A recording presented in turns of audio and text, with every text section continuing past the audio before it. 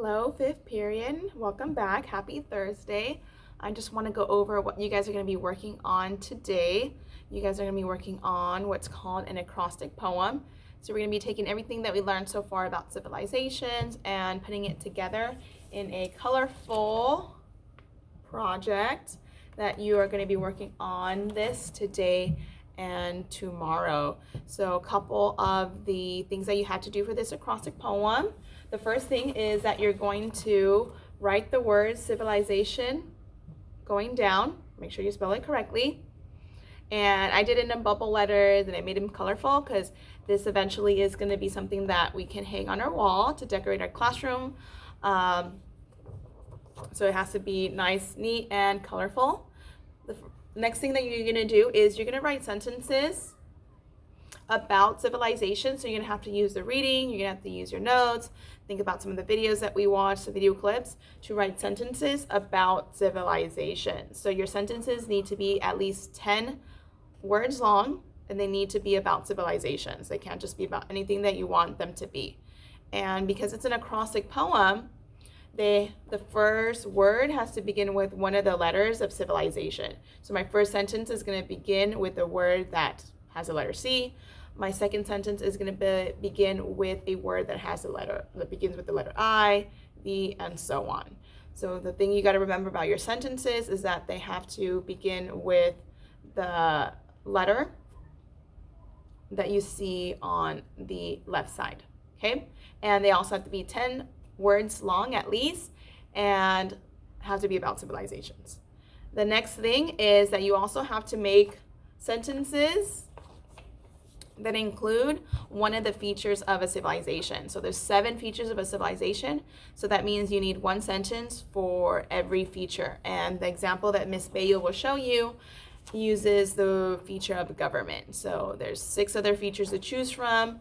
The word civilization has a lot more letters, so you're gonna need to write 12 sentences in total. So you can repeat some of them, that's fine. But just make sure that you underline it so that I know that you used all 7 features.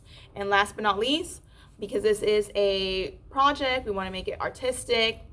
Wherever you have space, you're gonna include at least 2, maybe even 3 pictures to fill up your entire space on your poster. So these pictures need to be in color, so there's already markers and color pencils in your table boxes.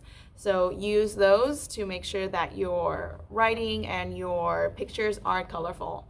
One thing about the sentences also is that they have to be in pen as well, because we want this to look neat and professional. So that they can eventually be on our wall if we did a great job and followed directions.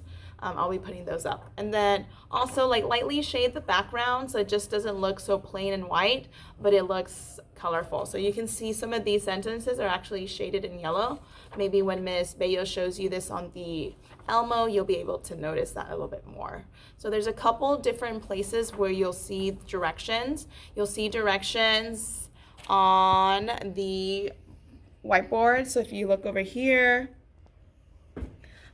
over on the other side of the whiteboard, actually on that side, there are directions to the acrostic poem, and then also you'll be able to see those here. Hopefully Miss Bayo will show you this.